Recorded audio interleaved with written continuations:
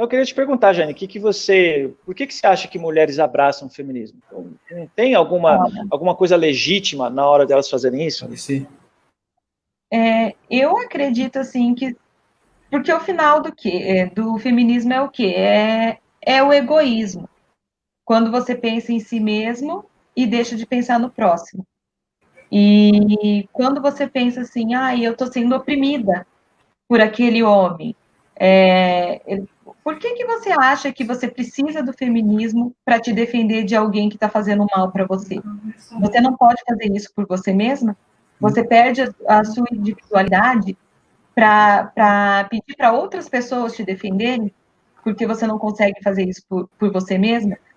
E assim, eu creio que elas são convencidas muitas vezes pelo discurso, porque o discurso é bonito, né? E as feministas costumam ter uma retórica muito boa e um poder de convencimento, de persuasão muito bom também. E elas vão lidar, geralmente, assim, a maioria das que se tornam feministas é na fase da adolescência e da juventude. Essa fase, a gente sabe como a pessoa está vulnerável, como ela ainda não sabe o que é da vida, está naquela fase de mudança, saindo de uma etapa da vida, de uma fase, indo para outra. E geralmente, todo mundo já passou pela adolescência, né, pela juventude, e a gente sabe como é fácil cair em um discurso bonito de dizer assim, você está sendo oprimida, você precisa fazer alguma coisa, você precisa de alguém que te defenda, e o adolescente, ele quer isso, ele quer ter algo para se sustentar. Fazer parte de E algo, né? isso, fazer parte de algo, fazer parte de um grupo, e geralmente, como cada vez mais eles estão tomando as escolas e as universidades, você precisa estar inserido em algum grupo para não se sentir um peixe fora d'água. Eu digo assim, quando eu entrei na universidade, eu já era um pouquinho mais velha, eu tinha 25 anos. E então, assim, eu trabalhava o dia todo, eu não tinha tempo para ficar ali, eu trabalhava, eu ia para a faculdade à noite, fazia o que tinha que ser feito, voltava para casa, mas ainda assim já era o tempo todo, era um professor aqui, outro ali, um livrinho que eles mandavam ler, coisa assim, que já ia colocando, preparando a mente das pessoas. Mas desde que eu entrei, eu lembro que no primeiro dia eles fizeram aquela recepção para os calouros, tudo, como eles abraçam, eles têm, né, aquele calor humano, assim, vamos pegar você pela mão, a gente vai te ensinar como viver. O que você tem que pensar agora?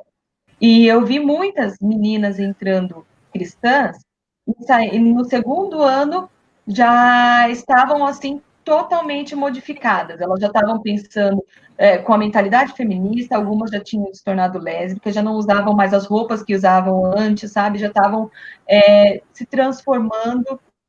E a gente vê assim aquele espírito de rebeldia. O que é um adolescente? O que ele tem qual a principal característica do adolescente? O espírito de rebeldia. A gente tem isso desde que a gente nasce, é coisa decorrida do pecado, né? E no adolescente isso é maior. O feminismo, assim como outros movimentos, eles trabalham muito com isso da rebeldia. Você tem que se rebelar contra quem está te oprimindo. Seja o seu pai, seja a sua mãe, porque o seu pai é retrógrado, porque ele tá te podando, ele não deixa você fazer isso e aquilo, ele não te permite. Seja livre. Então, é esse o discurso, você vai ser livre. Mas é uma falsa liberdade, porque as meninas caem nessa narrativa de que elas vão ser livres e elas acabam sendo mais escravas do que nunca, porque elas passam a ser escravas de uma ideologia, de um pensamento, e assim, a gente vê que todos eles têm um pensamento muito parecido, né? Eles têm que defender aquelas pautas. Então, a cristã geralmente acaba caindo nisso, e eu vi assim, como eu digo, né, as meninas cristãs que entraram tudo no outro ano já estavam totalmente modificadas e já estavam falando contra Deus, porque Deus é daí que vem o patriarcado e é daí que a gente não pode fazer o que quer, a gente perde a nossa liberdade, que é o que elas acreditam. E é por isso que eu digo assim que Não tem como você ser um e outro, porque um vai contra o outro. A ideologia trabalha contra o cristianismo. Ela quer derrubar todas as bases que foram construídas do cristianismo, e elas precisam de pessoas que estejam dispostas a lutar, mesmo sem saber, por essa ideologia. E elas estão trabalhando, e é o que eu digo assim, o que a pessoa precisa, primeiramente, é conhecer a Deus. O que Deus fala, porque hoje a gente vê que eles estão entrando até nas igrejas, né? Em muitas igrejas, eles já conseguiram se infiltrar e enfiar a ideologia dentro da Bíblia.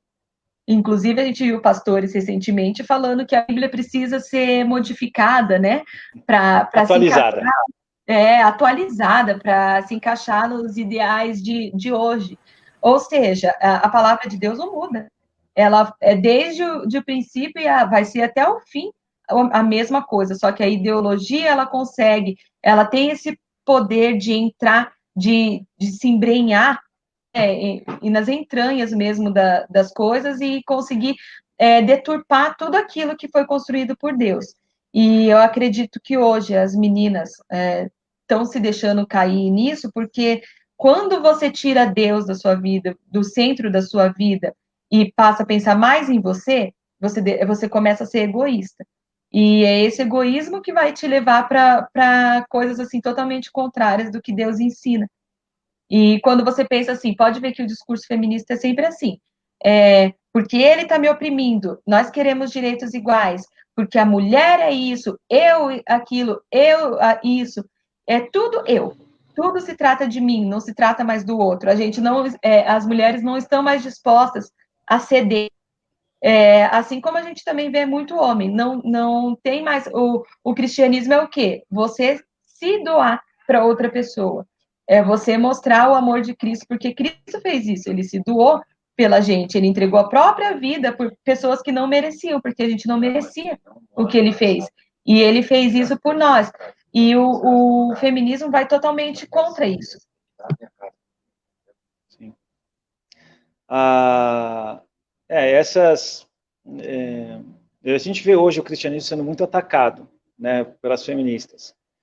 A ideia de que a Bíblia é machista, né, segundo o conceito delas, de que a Bíblia, inclusive que o cristianismo, ele é o grande culpado pelo patriarcado, né, que é essa sociedade voltada para o homem, onde o homem faz as leis, onde o homem domina, e o homem ele é o principal e a mulher é oprimida pelo homem, né?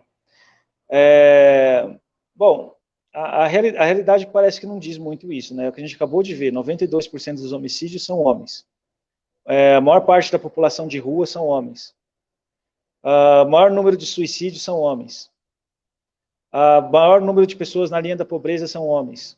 O maior número de pessoas fora da escola são homens. O maior número de analfabetos são homens. Agora, me parece que que o feminismo está interessado naquela pequena parcela, né, dos mais ricos ali. Então, você tem uma pequena parcela que talvez você tenha mais homens dentro com poder. Então, você tenha mais homens dentro de empresas, com cargos de chefia. Mas aí nós temos uma questão também. Se não me engano, acho que foi a Suécia. A Suécia é um dos países que mais trabalhou para a igualdade de gênero. Ela fez ela fez algumas experiências de igualdade, principalmente no âmbito do trabalho. Então, ela eliminou o máximo possível de desigualdades entre os gêneros, colocando o máximo de igualdade de salário, homens e mulheres na mesma posição dentro das empresas. Qual foi o resultado disso? A mulher, quanto mais eles tiravam as desigualdades, mais se ressaltava. Porque a mulher, o que ela começou a ver? Ela começou a ver o seguinte: bom, se eu vou ganhar a mesma coisa do que um homem, se um homem um engenheiro que trabalha 8 horas por dia, ele vai ganhar a mesma coisa do que eu sendo professora de criança, o que eu vou fazer? Vou ser professora de criança, ficar em casa e cuidar do meu filho à tarde. Então, isso fez com que a mulher se tornasse ainda mais conservadora. Ela quis ir para casa. Então, existem a tentativa de igualar teve o resultado inverso do que eles esperavam, né? Então, o feminismo, a Bíblia é muito atacada nessa parte, né? Mas acho que foi o Paulo, né, colocou aí pra gente aí, que a mulher deve ser submissa. Tá, mas qual o problema? Porque é o seguinte, vamos entender submissão. O que você acha que é submissão? Aí, pessoal? Sim, estou ouvindo. Beleza, agora consegui. Desculpa aí, mas continue, por favor. Me perdoe. Legal, já termino, já passo para você, porque já está chegando na sua parte. Minha internet não está. Qual o sentido de submissão na sua cabeça? 50 tons de cinza? Você amarra a mulher na cama lá com um negócio de couro, coloca uma algema nela. É isso que é submissão para você? Submissão é estar sobre a mesma missão. Isso é um conceito militar. Então, se você tem alguém subordinado a você, então você tem alguém acima de você também. Dentro de uma família, quem manda na família é Cristo. Então, o que acontece? O que é uma mulher submissa? É uma mulher que está sobre a mesma missão. Que missão é essa? A missão que Cristo dá para o homem. Quando que a mulher deve obediência ao homem? Da mesma forma que deve obediência a Cristo. Então, se o homem é um cara violento, Cristo mandou o homem bater na mulher, pelo contrário, a base do cristianismo é dê a sua vida pelo seu irmão. Então, ele fala, o homem deve amar a mulher como Cristo amou a igreja. Ele deve se entregar, se necessário for, dar a vida por ela.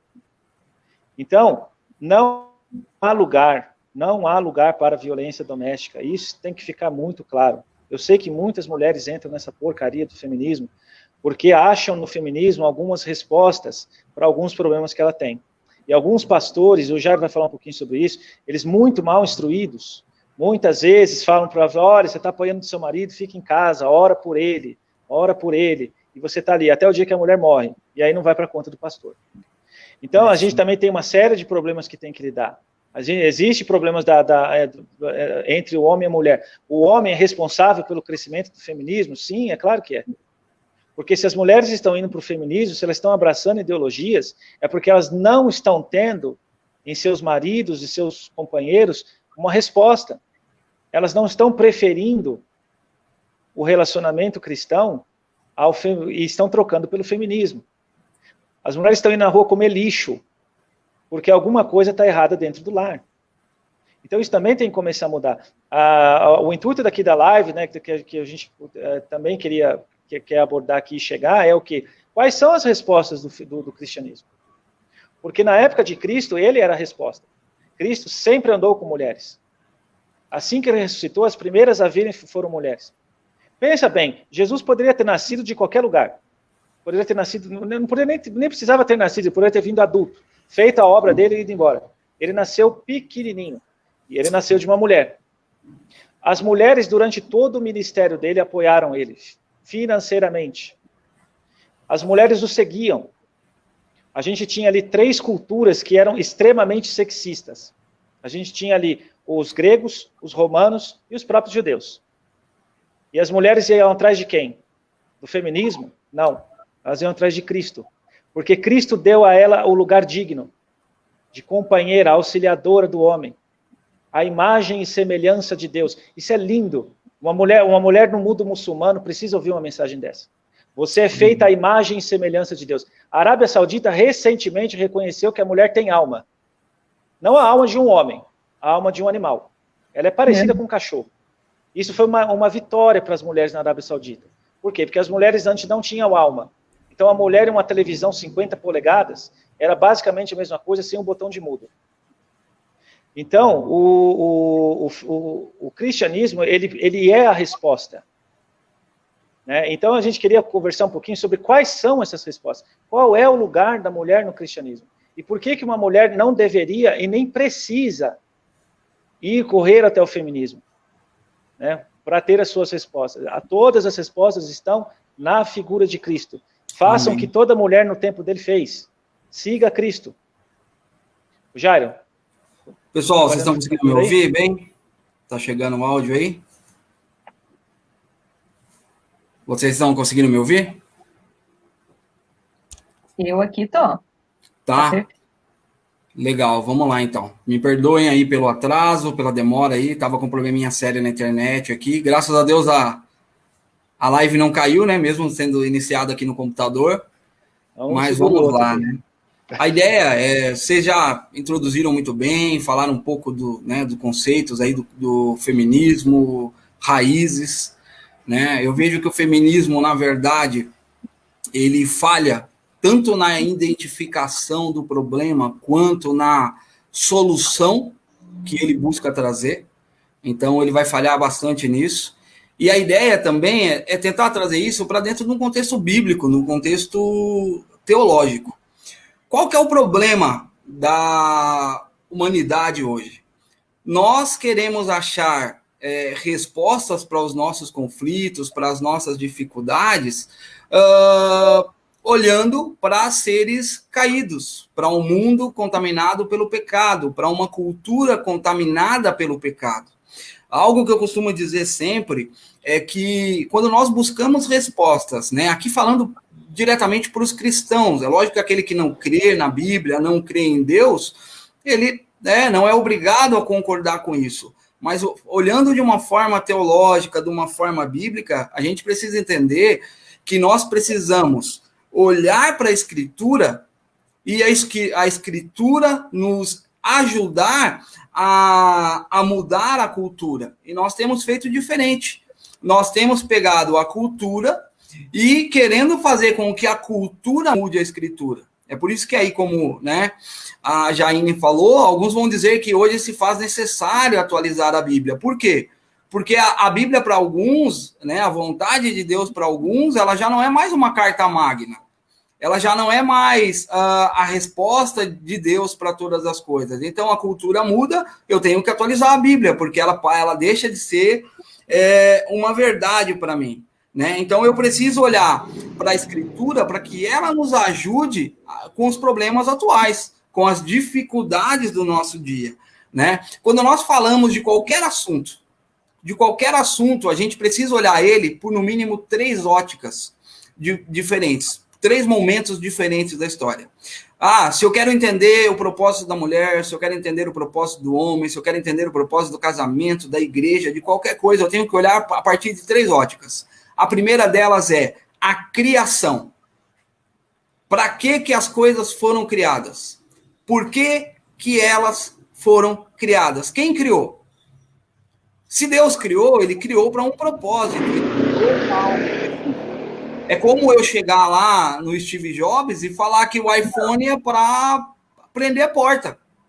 E brigar com ele, não, isso aqui é para prender a porta, não tem nada a ver com o celular, para ligar. É querer redefinir algo que alguém criou para um propósito. Então, quando eu olho para a criação, eu preciso entender assim, para que Deus criou o homem?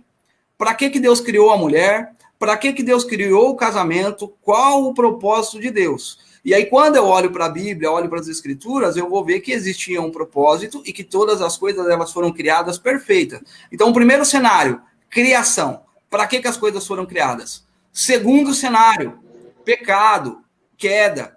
Eu preciso entender que todos esses problemas que a gente vive, inclusive machismo, racismo, violência, tudo isso é resultado da queda do homem, por causa do pecado. Então, as coisas foram criadas para um propósito, mas aí surgiu o pecado. E por causa do pecado, todas as coisas foram contaminadas. A Bíblia vai nos dizer que o homem ele foi contaminado na sua relação com Deus, na sua relação consigo mesmo, na sua relação com o próximo, na sua relação com o restante da criação. O universo, todas as coisas foram, a natureza, todas as coisas foram contaminadas pelo pecado. E o que isso quer dizer? Que se elas foram contaminadas pelo pecado, elas deixam, então, de exercer aquilo que era para que elas exercessem. Elas vão perdendo o sentido, ou o sentido vai sendo distorcido. Então, eu olho para a criação, eu olho para a queda, e aí uma outra visão, a redenção. Qual que é a redenção? A redenção é Cristo. A redenção é a resposta por intermédio de Cristo, por intermédio do Evangelho, por intermédio da palavra de Deus. Ou seja, o que Cristo faz? Cristo pega uma humanidade caída, um mundo contaminado pelo pecado, e agora Cristo é a nossa resposta de como conduzir todas essas coisas a Deus, como conduzir a masculinidade a Deus, como conduzir a feminilidade a Deus, o casamento a Deus. Eu não posso olhar para uma cultura caída, contaminada pelo pecado e achar que essa cultura vai me dizer qual que é o papel da mulher, qual que é o papel do homem, qual que era o papel do casamento. Então, o feminismo, ele vai errar justamente por isso, porque ele vai omitir a questão do pecado, ele vai negar a questão do pecado. Ele não vai entender que o problema da humanidade é o pecado. Se existe mulher sendo oprimida, o problema é o pecado. Se existe homem machista, o problema é o pecado. Se existe o racismo, o problema é o pecado. O feminismo, ele esconde, ele vai ocultar essa verdade. E ele não entendendo que o problema é pecado, então ele vai começar a estabelecer o quê? Inimigos errados. Ele vai colocar a culpa em coisas erradas. Né? É por isso que muitas vezes esses movimentos revolucionários, o que eles acabam fazendo? Eles vão falar que o problema da opressão com a mulher, a culpa é de quem? É do homem. Se existe, né, uma opressão da classe mais rica quanto mais pobre, então o problema é o rico tem que ser exterminado. Se existe racismo, então o problema é o branco é exterminado. Ou seja, o pecado ele é omitido. O pecado, de alguma forma, ele é omitido. Se a gente trazer isso para dentro do contexto feminista, em outras palavras, é lógico que não é assim que é anunciado. Mas, em outras palavras, o que o feminismo vai dizer? Que o mundo é do jeito que é por causa do homem. Porque o homem, quando ele se coloca, ou quando ele está no lugar de poder, ele, então, naturalmente vai exercer opressão sobre a mulher que é mais frágil. O homem, ele é mau. Se ele tiver o poder, ele vai exercer opressão sobre a mulher que é mais frágil. Então, o que o feminismo, de certa forma, está dizendo? Nas entrelinhas, está dizendo que a mulher, ela não foi tão contaminada quanto o homem pelo pecado. Ou seja, o homem é mau. A mulher não é tão má assim. Ou seja, a mulher não foi tão contaminada pelo pecado como o homem. Então, se houver uma mudança no cenário, se as mulheres começarem a conquistar mais poderes, eu vou ter um mundo melhor, porque as mulheres são diferentes do homem. E isso é notoriamente errado e falho, e a gente percebe que a mulher também, quando ela está num lugar de poder, porque assim a mulher, tanto quanto o homem, foi contaminado pelo pecado, mas quando a mulher ela também está nesse lugar de poder sobre alguém mais frágil, ela também vai exercer a maldade que existe no coração humano. Uma prova disso, por exemplo, é o aborto. O aborto é uma prova disso. Ou seja, a mulher que se encontra num lugar de poder, ela tem abaixo dela alguém indefeso, um bebê que não tem como se defender, e ali ela vai dizer, meu corpo, minhas regras, e ela vai matar a criança. Só para você ter uma ideia, 98% da violência contra crianças é praticada pela mãe. Exato, exato. E quase 100% quando é bebê. Sim, exato. E é isso. Então, esse é um grande erro do feminismo, não entender o pecado. E aí Cristo e a Bíblia, ele vai tratar o problema. Ele vai trazer o antídoto, que é o evangelho, para tratar o problema, que é o pecado. E o pecado, ele permeia toda a humanidade. Ele está presente nos homens, ele está presente nas mulheres, ele está presente na criança, né? Como um amigo meu costuma dizer, você não precisa ensinar a criança a pecar. Né? A criança pequenininha lá, ela apronta alguma coisa errada, você pergunta quem foi? Ela vai falar, não foi eu. Não vai precisar alguém ensinar ela a mentir. Por quê? Porque o pecado já está presente dentro dela.